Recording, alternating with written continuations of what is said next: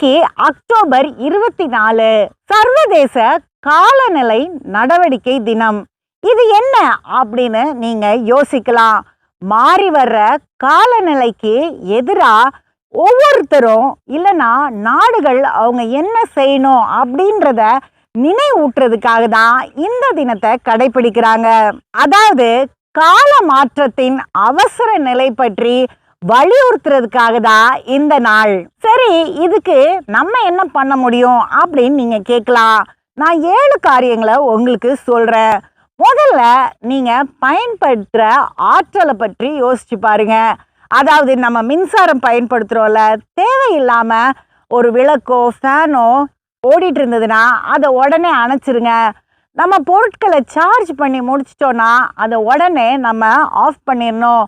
தேவையில்லாமல் நம்ம பைக் எடுத்துகிட்டு இல்லைன்னா கார் எடுத்துகிட்டு பக்கத்தில் இருக்கிற கடைக்கு போகக்கூடாது. நடந்து போகலாம், இல்லைன்னா சைக்கிளில் போகலாம். புதுப்பிக்கத்தக்க ஆற்றல்களை நம்ம பயன்படுத்தணும். அதாவது சூரிய சக்தி, காற்றின் சக்தி. 3வதா மறுசுழற்சி செய்யணும். நம்ம பயன்படுத்துகிற எல்லா பொருளையும் அப்படியே குப்பையில் தூக்கி போட்டுடுறோம்.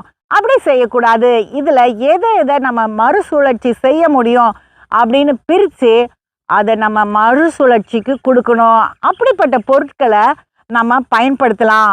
தண்ணீரை சேமிக்கணும். தேவையில்லாமல் சிலர் பைப்பை திறந்து விட்டு அதில் தண்ணி போயிட்டே இருக்கும், இல்லைனா சொட்டிக்கிட்டே இருக்கும். பல் வளர்க்கும் போது இல்லைனா நம்ம அன்றாட காரியங்களை செய்யும் போது அதிகமாக தண்ணி நம்ம பயன்படுத்தி தேவையில்லாமல் அதை வீணாக்கக்கூடாது. தேவையான தண்ணியை அளவாக பயன்படுத்துறதுக்கு நமக்கு தெரிஞ்சிருக்கணும். பொருட்கள் வாங்கும் போது நிலையான முறையில் வாங்கணும். அதாவது ரொம்ப நாள் நீடிக்கக்கூடிய பொருட்களாக வாங்கணும். அழகா இருக்குது அப்படின்னு வாங்கிட்டு கொஞ்ச நாள்ல நம்ம அதை வீண் அப்படின்னு தூக்கி போடக்கூடாது. 6வதா நம்ம மரக்கன்றுகளை நடணும். நம்ம வீட்டில் இடம் இல்லைன்னா பொதுவான இடங்கள்ல நம்ம மரக்கன்றுகள் நடலாம். கடைசியா சுற்றத்தை சுத்தம் செய்யும் பணியில நம்ம செயல்படலாம். நம்மளா அதை எடுத்து செய்ய முடியலனாலும் மற்றவங்களோட சேர்ந்து பொது இடங்கள்ல இல்லைன்னா ஏதாவது ஒரு காட்டு பகுதியை நம்ம சுத்தம் செஞ்சு கொடுக்கலாம். ஏன்னா நம்ம போகிற இடங்கள்ல பலர் என்ன பண்ணுறாங்கன்னா குப்பைகளை அப்படியே போட்டுட்டு போயிடுறாங்க. அதை சுத்தம் செய்கிறதுக்கு நம்ம உதவி செய்யலாம். சரி, இதெல்லாம் இருக்கட்டும். இது போக நம்ம என்ன பண்ணலான்னா குப்பைகளை அங்கே இங்கே போடாமல் இருக்கலாம். குப்பைகளை குப்பை தொட்டியில் போடுற பழக்கத்தை நம்ம உருவாக்கிக்கணும்.